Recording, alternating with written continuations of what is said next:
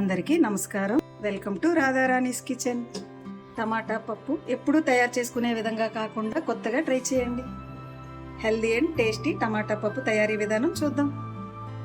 టమాటా పప్పు తయారీ కోసం 200 గ్రాముల కందిపప్పు తీసుకున్నాను, అరకిలో టమాటాలు, 2 ఆనియన్స్, నిమ్మకాయ అంతా చింతపండు.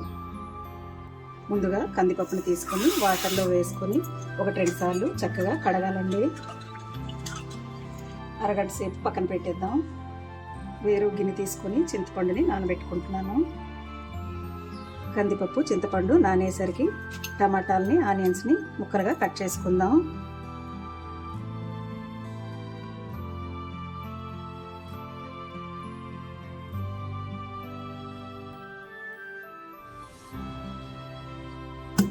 వెల్లుల్లి రెక్కల్ని కచ్చాపచ్చాగా దంచుకోవాలి. స్టవ్ పై కుక్కర్ పెట్టుకొని పప్పుకు సరిపడా ఆయిల్ వేసుకుంటున్నాను.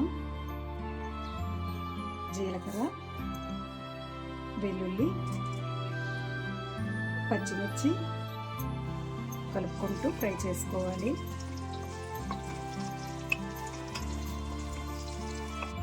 తాలింపు వేపుకోవడంలోనే ఉంటుందండి పప్పు రుచి అంతాను. తాలింపు ఈ విధంగా ఫ్రై అయినాక కట్ చేసుకున్న ఆనియన్స్ వేసుకోవాలి.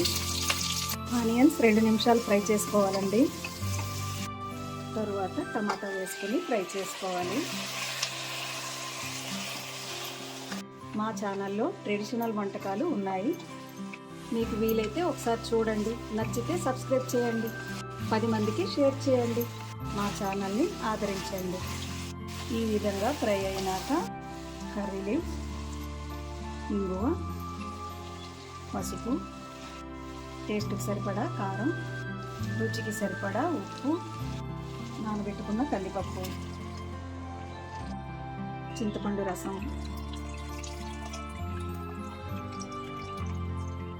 తగినంత వాటర్ వేసుకొని చక్కగా కలిసేలా కలుపుకోవాలండి.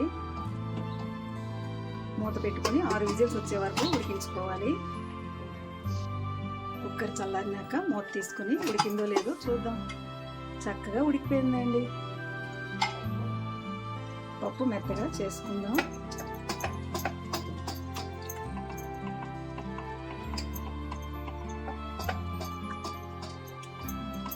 ఈ విధంగా తయారు చేసుకుంటే ఎంతో రుచిగా ఉంటుంది, ఆరోగ్యానికి కూడా చాలా మంచిది.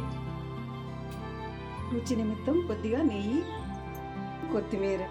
ఇంతేనండి, ఎంతో టేస్టీ అయిన టమాటా పప్పు రెడీ. మీకు కనుక ఈ పప్పు రెసిపీ నచ్చినట్లయితే లైక్ చేయండి, షేర్ చేయండి, మా ఛానల్కి సపోర్ట్ చేయండి. Thanks for watching. మరో సరికొత్త వీడియోతో మీ ముందుకు. బాయ్.